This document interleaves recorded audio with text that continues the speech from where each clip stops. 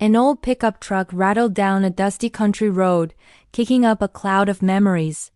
Behind the wheel was Jack, a veteran whose eyes held stories deeper than the lines etched on his face. The world had moved on, but a part of him was still back there. In the sand and the noise, with his brother in arms, David, they had made a pact, a simple promise to look out for each other's families if the unthinkable happened. The unthinkable did. David didn't come home. Life after service was a quiet, solitary affair for Jack. He'd find a bit of peace working on his small farm, the rhythmic tasks a balm for his restless soul. But the silence was often deafening, filled with echoes of the past. He'd promised David he'd check on his sister, Sarah, and her family, but guilt and grief built a wall he couldn't seem to climb. Years slipped by, and the promise became a heavy, unspoken burden. One sweltering afternoon, while driving back from town, a flash of golden fur on the roadside caught his eye. A dog, ribs showing, limping badly, looked up at him with eyes that seemed to hold all the world's sorrows.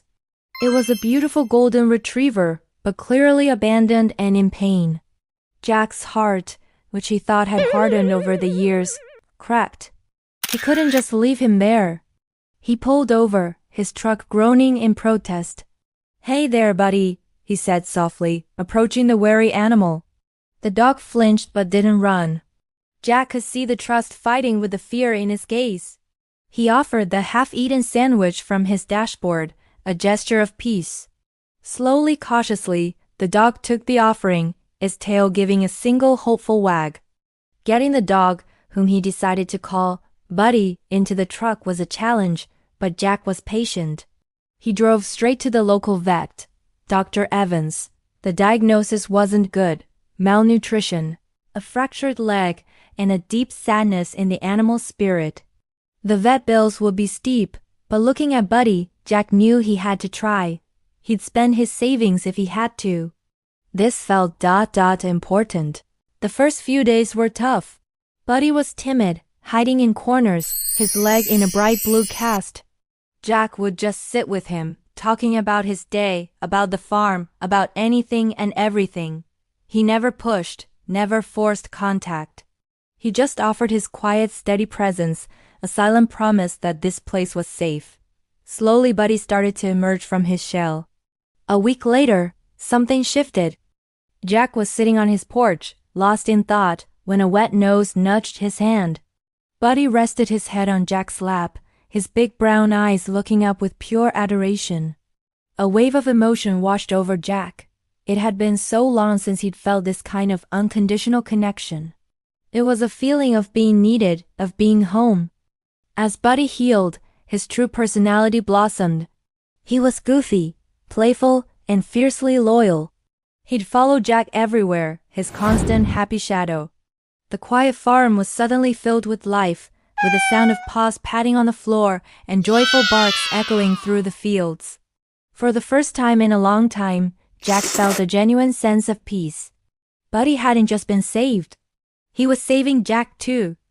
One afternoon, while brushing Buddy's magnificent golden coat, Jack's fingers found a small metallic lump tangled in the fur around his neck.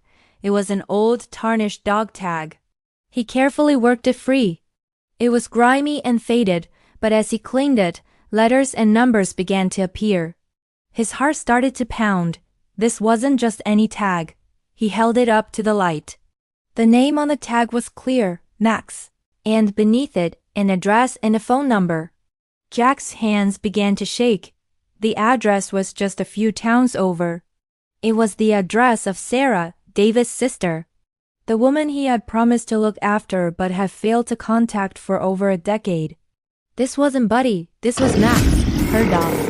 A storm of emotions hit him: disbelief, shock, and a profound sense of destiny.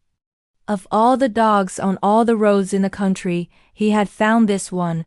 He had to return him. It was the right thing to do. But the thought of his house falling silent again, of losing his new best friend, was a physical ache in his chest. With a heavy heart, Jack and Max got into the truck.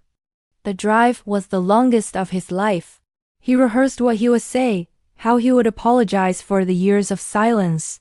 He pulled up to a modest, well-kept house. Taking a deep breath, he walked to the door, Max trotting faithfully by his side, and knocked. The door opened, and there stood Sarah. She was older, her face etched with a familiar sorrow, but her eyes were the same.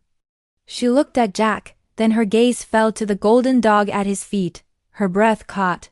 "Max?" she whispered, her voice trembling. "Oh my God, Max." Max, hearing his name from his long-lost human, erupted. He whined and bounded forward, showering her with licks and frantic tail wags.